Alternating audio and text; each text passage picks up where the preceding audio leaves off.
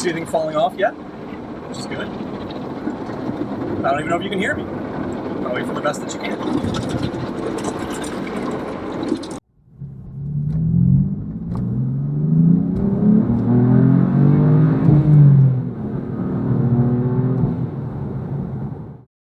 Well, hey y'all, welcome back to more Doug's Cars. I've got more Rover Rescue for you right now, although I think this is Rover Rescued. I'm in my Rover, in my neighborhood. I'm gonna take this through a car wash just because, why not? Let's see what happens. Also, I wanna use their free vacuums because it's nasty in here. And then, we're going on a road trip to the Outer Banks. Trial by fire, just got this back from the shop this morning. Had a little more work done at Sports Car Workshops. Their link's below, so check them out. But let's see what happens. I already took a shower once today, so hopefully I'm not gonna get another one, but we'll see. Well, I'm here at the Tommy's Express on Forest Hill Avenue. Hopefully this all goes well. Let's see. All right, this is the first car wash for this baby in a while. A little sweaty because I gotta have the windows up and the AC's not functioning, but let's see what happens. You're coming along for the ride. First car wash this thing's had in 12 years or more, so deserves it, needs it. I'm only too happy to provide it because, yeah. Oh, undercarriage wash, nice.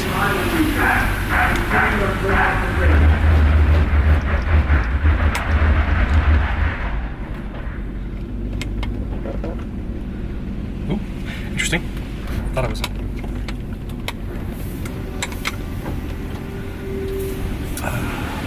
So far, so good. There's soap. It's still running.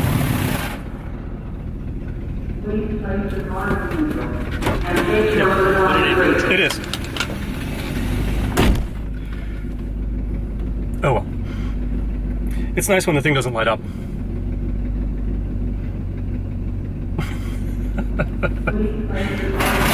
There we go.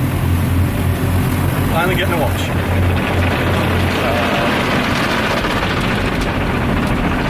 See anything falling off yet, which is good. I don't even know if you can hear me. I'll wait for the best that you can.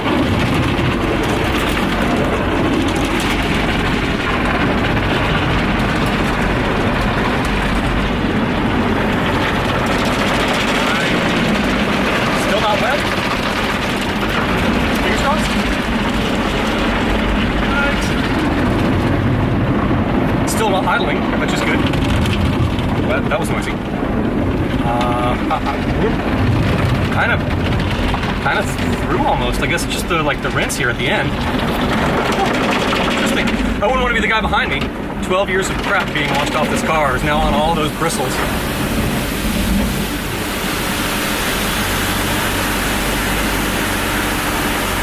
Okay. I'm still dry, which is pretty sweet.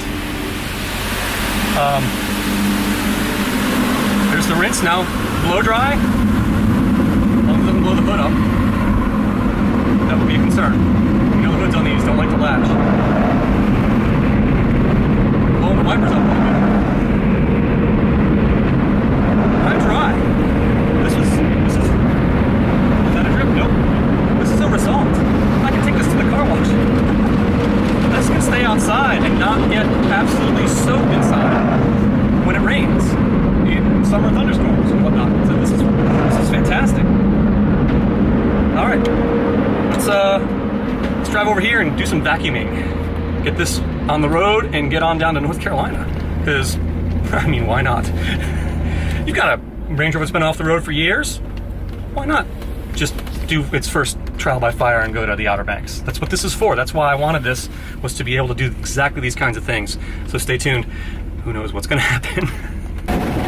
Well, underway, about to get on the parkway up here and see if we can't get this thing on down the road and unleash all this noise on the fine people at Kill Devil Hills, North Carolina for a couple days down there. And got the sunroof open, it's running.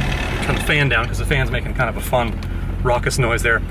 But every window opens except this one, which of course is lovely. The sunroof works, and yeah, I mean, again, fingers crossed, it didn't leak.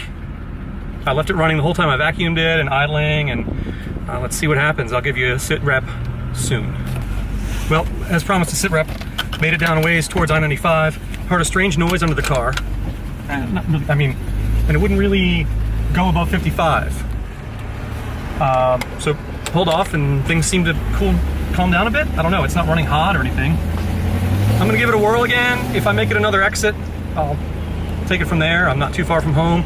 But if it does that again or won't accelerate up to speed, then I think time to turn this around and go back and take a more reliable car. But hey, nothing ventured, nothing gained. I mean, I'm the guy who drove Tyler Hoover's M3 back from Wichita, Kansas in an ice storm.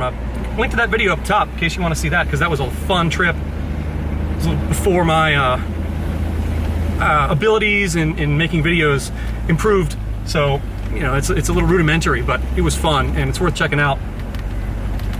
And Tyler's in the video, so that's always nice too. Okay, now it's accelerating fine. So I don't know what the problem was. It felt like the transmission was maybe slipping, but I've never really lost a transmission, so I'm not entirely certain what that feels like. So again, I'm gonna give it another whirl, go another exit, see what happens. If it's just nothing doing, then turning this puppy home and being safe, because there's no reason to break down in the middle of the Great Dismal Swamp or something like that. So, okay, I'm accelerating up to speed, 35. Not giving it much gas, 45, 50. I guess it's an overdrive now.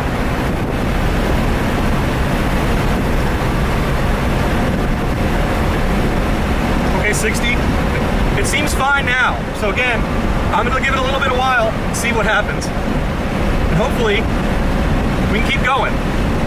Because this is fun. I wanna do this.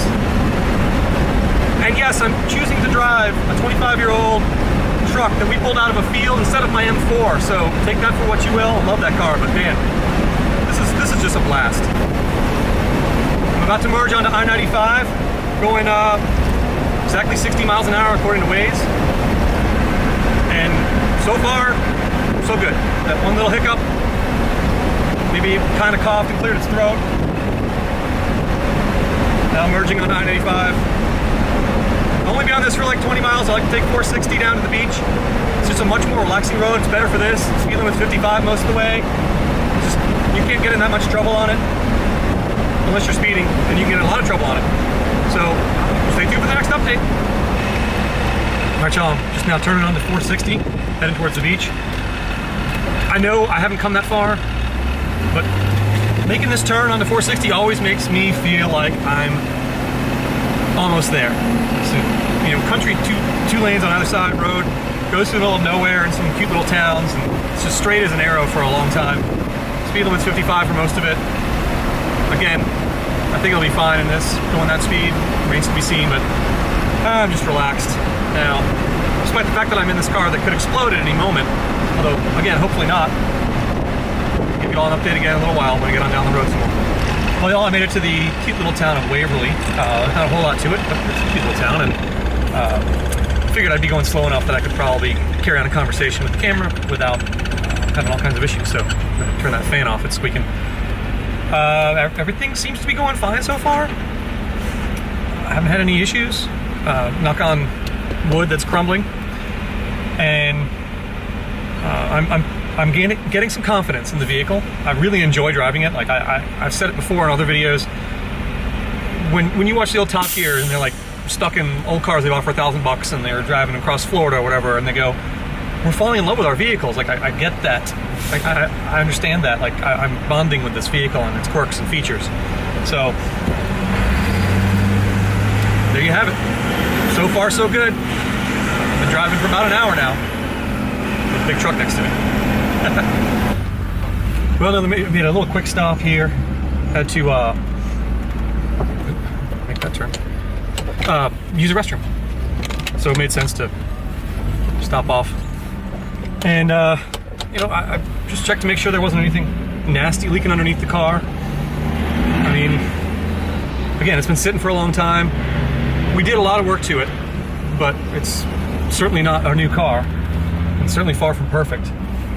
But no complaints. Everything seems to be working right now. So I've got another few miles, well, 8 miles, I guess, until I need to get off this road. And yeah, we'll see what happens. Spoke too soon. Definitely have a coolant leak coming from the upper radiator hose.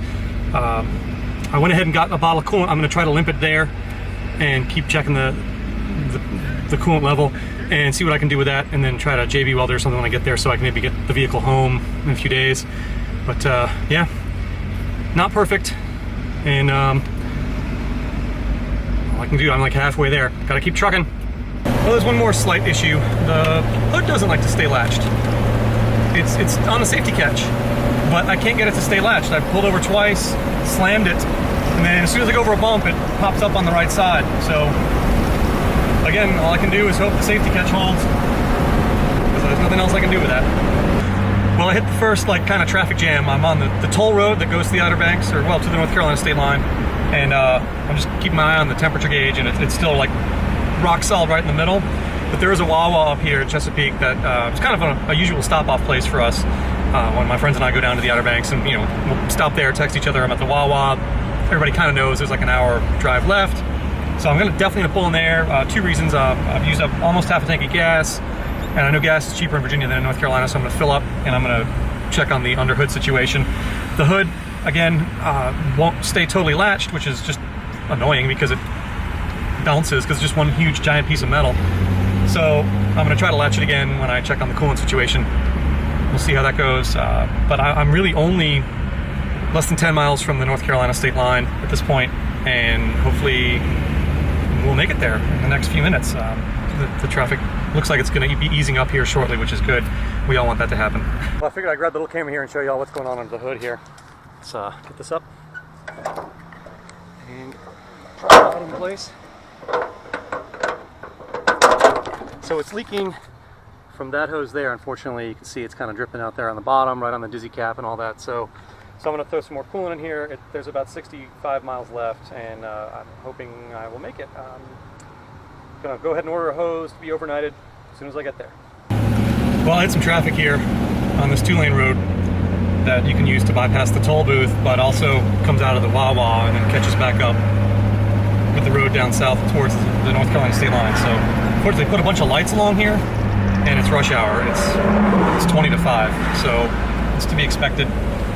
Temperature gauge is still fine. I topped up the coolant and topped up the gas tank, and you know, again, knock on crumbly wood, I'll make it another 59 more miles to go. And you know, it's very rural once I leave here, so I really won't be stopping much. I'll just be able to cruise right along. I know the cooling fans and the electric cooling fans work.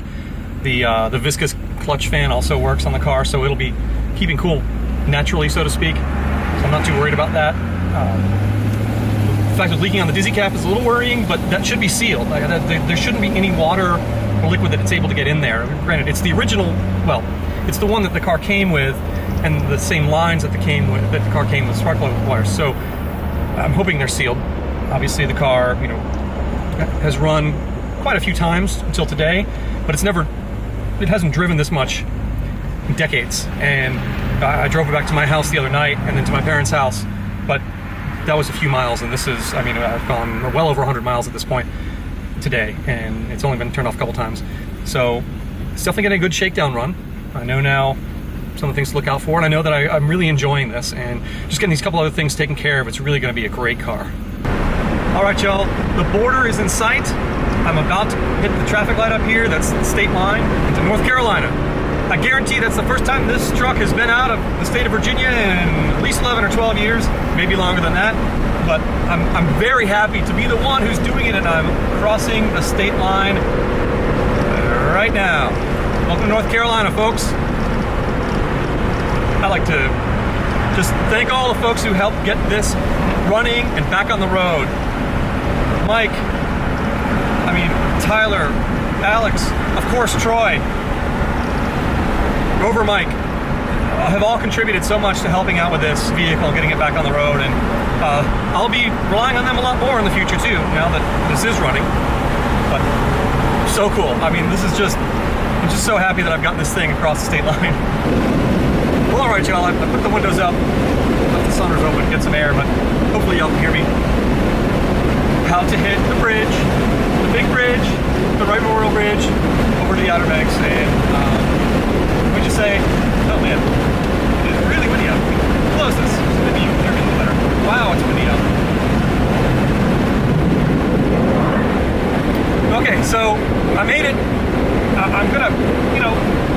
stop off and get some stuff for dinner on the way. So I'm gonna end the video here. I just want y'all to know that it is possible to pull a vehicle out of a field and then 3 months later, with a little bit of work, take a trip in it. Is it the most practical thing to do? No. Is it the least stressful thing to do? Definitely not. But temperature gauge is rock solid, and I've been checking things all along the way, and I must say it's really been an enjoyable drive. Other than that, getting used to the car, and I'm just getting used to the foibles of the car. So with that, I will say thanks y'all again for watching Doug's Cars. Please like, share, and subscribe. I'm still trying to get to 1,000 followers. I'd really appreciate it if you hit that follow button if you don't follow me, and keep watching because I'm going to bring you lots more content as soon as I can. Thanks y'all.